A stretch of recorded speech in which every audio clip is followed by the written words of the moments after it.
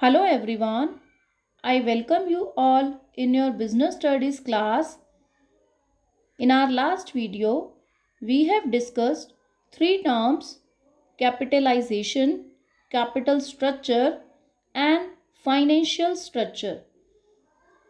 तो बेसिकली हमने यहाँ डिस्कस क्या किया, long term sources of capital को, कि हमें लॉन्ग टर्म के लिए कैपिटल अरेंज करना है तो हम क्या क्या सोर्सेज को यूज़ कर सकते हैं, उनका स्ट्रक्चर कैसा रहेगा, क्या उनका कॉम्बिनेशन रहेगा। तो उन्हीं सोर्सेज के बारे में आज और थोड़ा सा ओवरव्यू लेंगे कि रिस्क के पॉइंट ऑफ व्यू से कौन सा सोर्स ज़्यादा रिस्की है, कौन सा सोर्स महंगा ज़्यादा रहेगा कंपनी के लिए। तो वो सब चीज़ें अब हमें डिस्कस करना है। अब एक इन्वेस्टर के पॉइंट ऑफ व्यू से देखिए, एक कंपनी देखिए, वैसे तो यहाँ पर अगर हम देखें जनरली दो तरह से ही देखिए फाइनेंस अरेंज करेगी मेजरली, या तो वो शेयर्स इशू कर दे या फिर वो अपने लिए बोरोइंग्स जो है वो अपने पर बर्डन ले कि डेट कैपिटल का यूज़ करे। तो दो ऑप्शन है, दोनों में अलग अलग तरह के इन्वेस्टर हैं। या तो वो कंपनी के शेयर होल्डर बनना पसंद करेंगे या फिर लॉन्ग टर्म क्रेडिटर हो गए कि लॉन्ग टर्म के लिए जो है उन्होंने कंपनी से पैसा लेना है, कंपनी ने बोरोइंग्स की हैं उनसे, डिबेंचर होल्डर आप कह सकते हैं उन्हें। तो यहाँ पर अगर इन्वेस्टर के पॉइंट ऑफ व्यू से देखा जाए तो डेट कैपिटल पर रिटर्न्स जो मिलती हैं वो लो होती हैं, बिकॉज जैसे कि डिबेंचर्स हैं डेट कैपिटल का पार्ट, एक फिक्स रेट से इंटरेस्ट मिलता है 10%, 12%, उससे ज़्यादा नहीं। कंपनी के प्रॉफिट्स में कोई पार्टिसिपेशन नहीं मिलता है, बट इनका रिस्क लो होता है बिकॉज डेट कैपिटल जो होती है उसके ऊपर कंपनी फिक्स है कि आपको पेमेंट करेगी ही करेगी इंटरेस्ट की, चाहे कंपनी लॉस में है प्रॉफिट में है, आपको पेमेंट की जाएगी। ये डेट कैपिटल की स्पेशलिटी है, इसका एक ये नेचर है कि शेयर्स के ऊपर डिविडेंड तभी पे किया जाता है जब कंपनी प्रॉफिट अर्न करती है, लेकिन डेट कैपिटल या बोरोइंग्स के ऊपर कंपनी को पे करना ही पड़ता है जो भी उनका इंटरेस्ट का पेमेंट ड्यू हो जाता है। अब इक्विटी कैपिटल पर रिटर्न्स हाई होती हैं क्योंकि प्रॉफिट में पार्ट लेते हैं ये लोग, लेकिन जो है रिस्क के केस में क्या रहेंगे ये लोग, रिस्क के केस में भी हाई रहेंगे। इन्वेस्टर के पॉइंट ऑफ व्यू से हाई है रिस्क, कैसे?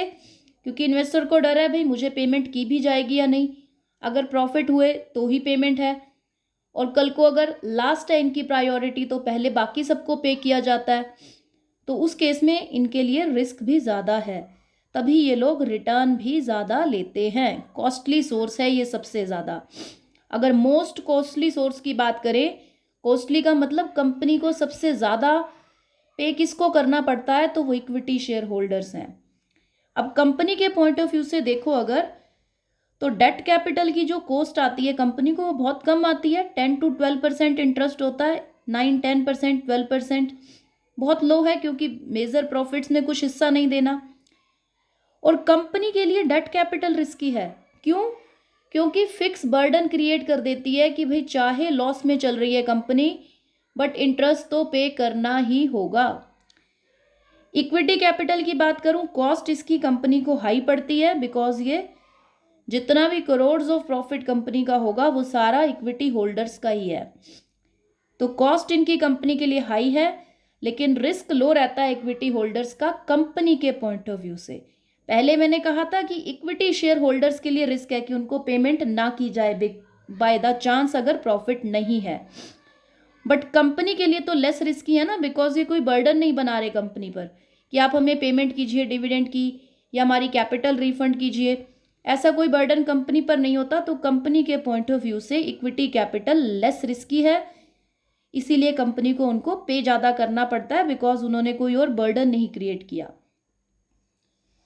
अब साथ ही साथ हम एक और बात भी डिस्कस करेंगे कि जो ये हम डेट कैपिटल की बात कर रहे हैं, ये डेट कैपिटल में जो है आप क्या इंक्लूड करते हो, बोरोइंग्स को, कि जो हमने लॉन्ग टर्म बोरोइंग्स करनी है, जैसे कि डिबेंचर्स हो गए, लोन्स हो गए, इनकी बात की जाती है, public loans, loans from financial institutions.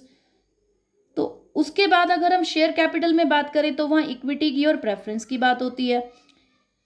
तो प्रेफरेंस शेयर होल्डर्स जो होते हैं ना वो कुछ हद तक प्रेफरेंस शेयर कैपिटल या शेयर होल्डर्स जो होंगे वो कुछ हद तक डेट कैपिटल से जो है वो उनकी सिमिलैरिटीज भी होती हैं और कुछ हद तक जो है वो डिससिमिलैरिटीज भी होती हैं। तो सिमिलैरिटी क्या है इसमें प्रेफरेंस के साथ इनमें?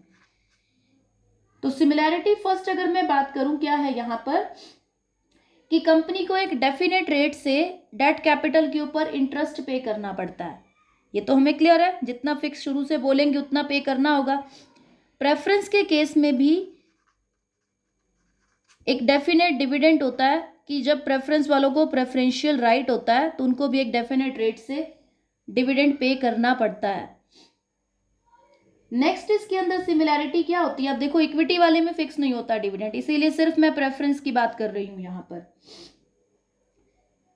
दूसरी सिमिलैरिटी क्या है कि ये दोनों के दोनों जो सोर्स हैं यानी प्रेफरेंस शेयर कैपिटल और डेट कैपिटल दोनों ही चीप या फिर आप कह सकते हैं आपके लिए लेस कॉस्टली हैं, बिकॉज ये अपना एक फिक्स इक्विटी वाले जो प्रेफरेंस वाले जो है अपना फिक्स डिविडेंड और डेट कैपिटल वाले अपना एक फिक्स इंटरेस्ट लेकर के साइड हो जाते हैं।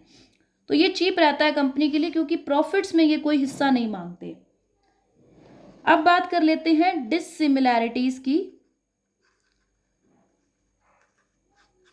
तो डिससिमिलैरिटीज की अगर मैं बात करूं तो देखिए पहली तो बहुत ही क्लियर सी बात है कि जो आपके प्रेफरेंस शेयर कैपिटल है उसके ऊपर आपको पे करना होता है डिविडेंड और इक्विटी वालों के ऊपर आपको जो नॉट इक्विटी डेट कैपिटल के ऊपर जो है आपको पे करना होता है इंटरेस्ट।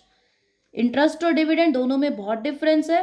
डिविडेंड जो होता है वो प्रॉफिट्स में से पे किया जाता है, मींस प्रॉफिट्स होंगे तो पे किया जाएगा। डिविडेंड का मतलब ही क्या है? लाभांश, यानी लाभ में अंश, लाभ होगा तो देंगे अदरवाइज नहीं देंगे। इंटरेस्ट जो है वो एक एक्सपेंस है, either you are earning profit or not you have to pay interest. तो ये पहली डिससिमिलैरिटी है।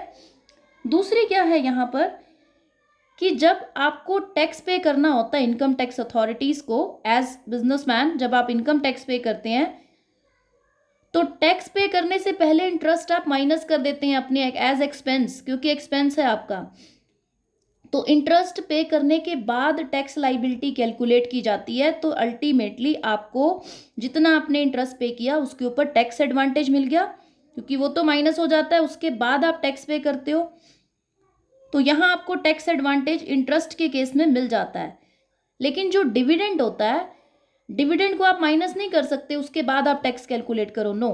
टैक्स पे करने के बाद जो नेट प्रॉफिट रह जाएगा उसमें से डिविडेंड आप पे करते हो, तो डिविडेंड के ऊपर आपको कोई भी टैक्स एडवांटेज नहीं मिलता। तो ये भी एक डिससिमिलैरिटी है। और शेयर के केस में कंपनी के लिए एक डिसएडवांटेज भी है कि जब कंपनी डिविडेंड पे करती है तो वो आउट ऑफ नेट प्रॉफिट करती है, तो उस टाइम वो टैक्स पे अपना कर चुकी होती है। और इंटरेस्ट की बात करूं तो इंटरेस्ट जो है वो पे कर लेने के बाद कंपनी का जो प्रॉफिट होगा उस पर उसको टैक्स पे करना होता है, तो यहाँ एक बेनिफिट रहता है। तो ये तो थी कुछ बेसिक बात। अब हम कुछ और आगे हमारी बात करेंगे। आगे है हमारे पास फाइनेंशियल लिवरेज, एक टर्म है फाइनेंशियल लिवरेज। अब क्या कहती है ये फाइनेंशियल लिवरेज टर्म? इसका मतलब होता है कि presence of fixed financial cost in the income stream of business. Means कि आप जब अपनी इक्विटी कैपिटल के साथ फिक्स्ड कॉस्ट वाली कैपिटल को यूज करते हैं तो उसे कहा जाता है फाइनेंशियल लिवरेज। कि जितना आप फाइनेंशियल लिवरेज बढ़ाते जाएंगे इसका मतलब आप इक्विटी के कॉम्बिनेशन में उतना ज़्यादा डेट कैपिटल को यूज़ कर रहे हैं, डेट कैपिटल के साथ साथ प्रेफरेंस वाली भी, क्योंकि मैं बात कर रही हूँ फिक्स्ड फाइनेंशियल कॉस्ट वाली कैपिटल की। तो देखिए प्रेफरेंस वाली भी तो फिक्स फाइनेंशियल कॉस्ट है, डिविडेंड तो देना ही पड़ता है एक डेफिनेट रेट से। तो यहाँ दोनों की बात की जा रही है कि डेट कैपिटल भी और फिक्स्ड आपका जो है फाइनेंशियल कॉस्ट वाला प्रेफरेंस शेयर कैपिटल भी। तो ये चीप सोर्स ऑफ कैपिटल हैं दोनों पे एक फिक्स रेट से लेके ये दोनों जो है अपना साइड हो जाते हैं, मतलब प्रॉफिट में कोई पार्ट नहीं है इनका। तो आप ये कह सकते हैं कि इक्विटी के साथ हम एक चीप सोर्स ऑफ कैपिटल जिस पर फिक्स फाइनेंशियल बर्डन क्रिएट तो होगा बट कम है इनकी कॉस्ट, उसको हम यूज करते हैं। जितना ज़्यादा फाइनेंशियल लिवरेज उतनी कंपनी की कॉस्ट ऑफ कैपिटल कम होती जाती है। बट इससे आपका जो फाइनेंशियल रिस्क है वो जनरेट होता है कि कल को अगर आपके पास प्रॉफिट नहीं है इनफ, या इनफ कैश फ्लोज नहीं है, तो आपके लिए पेमेंट करना मुश्किल भी हो सकता है, जो आपके फिक्स बर्डन क्रिएट हो रही है। अब एक और टर्म आती है हमारे पास, earning before interest and tax.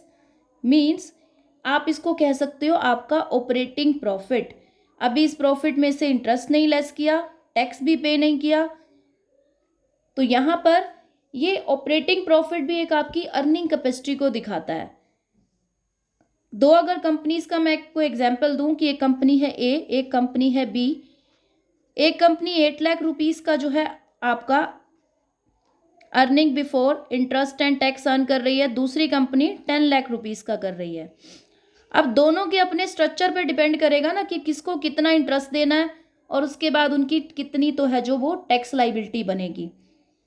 अगर इस कंपनी को आफ्टर इंटरेस्ट एंड टैक्स, ये कंपनी जो है वो earning after interest and tax, इनका जो प्रॉफिट बनता है वो बनता है 5 लाख रुपीस, और बी वाली कंपनी का बन रहा है, बेशक कम बन रहा है, 4 लाख रुपीस, जबकि इसका प्रॉफिट भी ज़्यादा था। तो ये दोनों अलग अलग पैरामीटर्स हैं इस कंपनी की एफिशिएंसीज को चेक करने के। अगर हम बात करें ऑपरेटिंग प्रॉफिट की, तो उस केस में कंपनी बी जो है वो ज़्यादा अच्छी सिचुएशन में है। लेकिन अगर बात करें earning after interest and tax की, तो उस केस में फिर कंपनी ए जो है वो परफॉर्म बेटर कर रही है, बट वो इनके कैपिटल स्ट्रक्चर पर डिपेंड कर रहा है कि इन्होंने किस तरह का कॉम्बिनेशन रखा है, किस कंपनी ने कितना डेट कैपिटल को यूज़ किया है और कितना जो है वो इक्विटी को यूज़ किया है। तो that's all for today. Thank you so much.